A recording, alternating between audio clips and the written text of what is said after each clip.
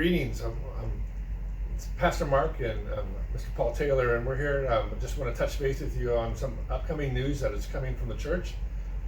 So we would like to share a few details with you. The Vision team has been working for the church to think, where are we going? And as we celebrate our 150th birthday, what's the next 5 to 10 years look like? So for over the last year and a half, we've been discussing and talking and praying and asking and consulting with you through surveys and other conversations, and asking God, where are you going? What are you preparing us for? And so we've spent lots of time in prayer and conversation, and we've come up with these findings, and we want to report that with you and get you excited about where we are moving. So the opportunity now is for us to share that in a quick summary, but also to make you aware of some other opportunities that are coming in the days ahead for you to participate in some conversations, share your thoughts and concerns, and allow God to continue to work and move in us as the body. And so we just thank you for your time as you listen to this, and we pray that it's preparation for the next conversation. So I'm going to ask Paul to share with you, because he's been leading us graciously, and it has not necessarily been the easiest of things. Lots of different ideas and emotions, concepts and thoughts about where are we and what are we about. But we firmly believe that God has led us to this point. And so I want to say thank you, Paul, for your leadership and using your gifts and skills for that. But I'm also going to invite him, because he's been a part of this conversation all along. And so he's going to start this conversation and sharing at least the first step of the vision. And then we're going to kind of work back and forth and share, and then we'll conclude. We just ask that you would open your ears and your heart and your mind to where God is leading us into the mix of this moment. Thank you, Mark, and hello, everyone.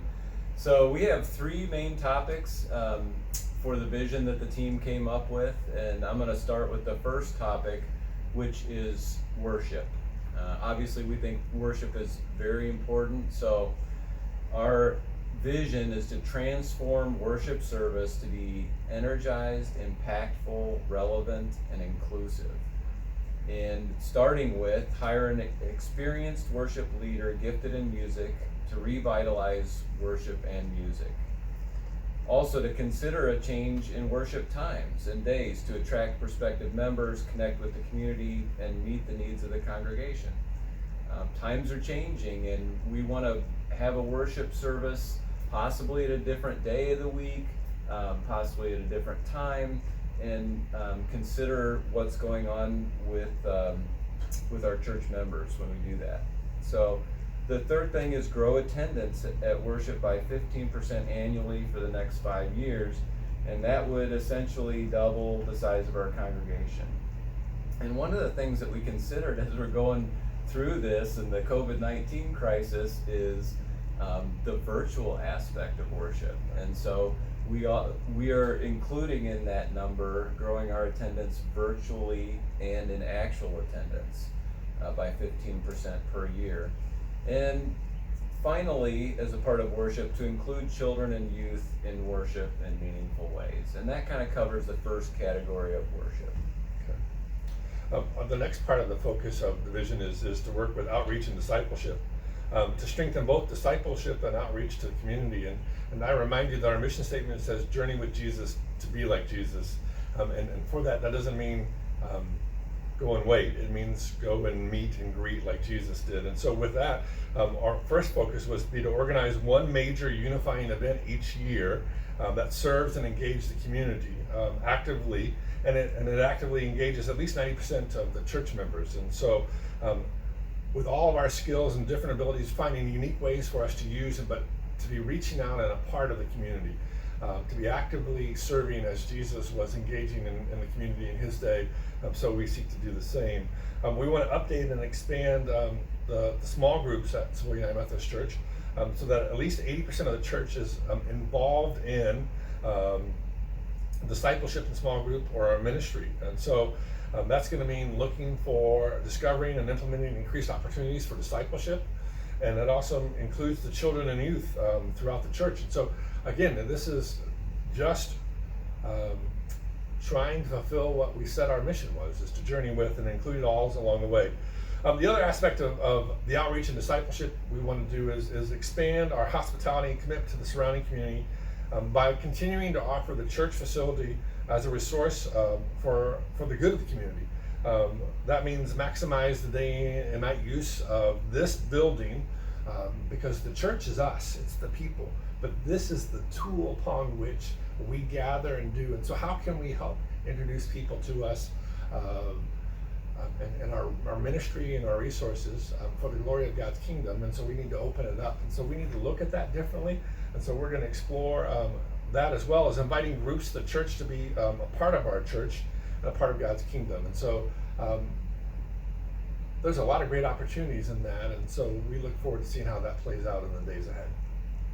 Yeah, so the final topic, thank you, Mark, is facility and technology. And interestingly, at the beginning of when we started meeting about the vision team, we kind of decided that the facilities was out of the picture, that we wanted to focus on the other areas. But when we did the surveys, we found out that that is a very important topic, and that we definitely needed to address it because as we look through those surveys. So facility and technology. So our vision is to develop a master plan for facilities, grounds, and technology by the end of 2021. The plan should accommodate the needs of a growing church, consider the needs of people of all ages, and including those with limited mobility. And the plan should be developed around the focus areas of outreach, worship, discipleship, children, and youth. So that's what we want to do with the facilities, is develop a plan over the next year and a half. And then Mark, if you'll just wrap up and tell us what the next steps are.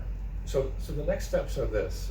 Some of you may have already had an opportunity to share with Paul and a few others from the Vision team to hear about this and to talk about it further. We are planning to meet with most of the small groups within the church in a format that we can present this, ask questions, get your feedback, and in the days ahead. So if your group hasn't been contacted yet, hang on, we're coming your way, or just call myself or Paul and say, hey, when are we on the docket? And we would appreciate that. There will be more information coming also in the days ahead for you if you're not actively a part of a small group, but want to give input to this, where you can meet with us and more like question and answers and learn a little bit more and share some of your thoughts and hear some of the reasons for where we come up with. And so we just ask you to look forward to that. We ask for you to be praying for God to continue to clarify and confirm. We have spent much time praying as the group already, but as we seek to move forward, we know there's an enemy who wants to distract us and get us messed up and off things where bring a kingdom. And I was thinking about, if you don't believe that, go ask Joshua how that worked for him. Ask him how that worked to get into the nation. And God had this great plan for the nation of Israel, but yet they didn't believe what he could do. You might look at some of this stuff and say, this is some big stuff, Mark, that is before us, and how's that really going to happen? We worship a big God. And if we can do this on our own, it's not really much of a vision. And so that's why we're going to be stretched and pushed in ways so we can, again, encounter the greatness of God. So we invite you to be praying for this. We ask that you would participate and share your thoughts and concerns, because this will be us journeying together. This is not about Paul's vision or Mark's vision. This is about Savoy UMC's connecting with God's vision for us so that we can go and do what he asked us to do, which is to make disciples and to journey with Jesus to be like him, because we believe that's the only way to live. And so with that, we'll look forward to being in touch with you. We ask again for your prayers, and we thank you for your time.